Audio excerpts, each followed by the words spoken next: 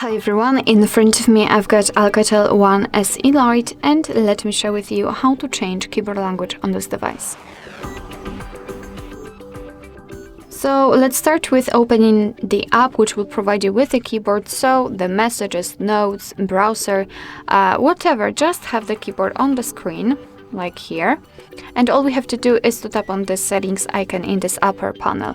Now let's tap on the languages, and this is the list of all currently added languages. We've got only English, which is also set as our system language, so let's tap on Add Keyboard, and here we've been transferred to the full list of available keyboards from which we can choose.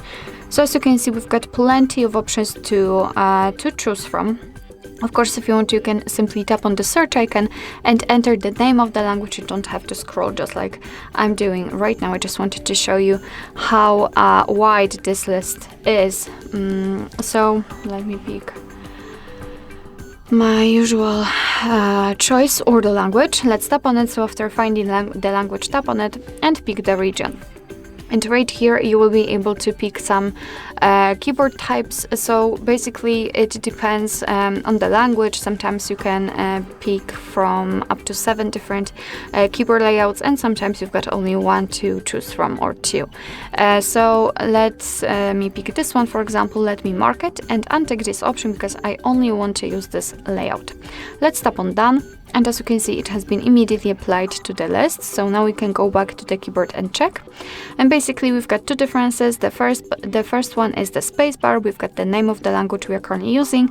And next to it, we've got the globe icon, which acts just like a language key, thanks to which we can change the layout. So right now I'm typing English, and after tapping on the globe icon, I can easily switch to the other one.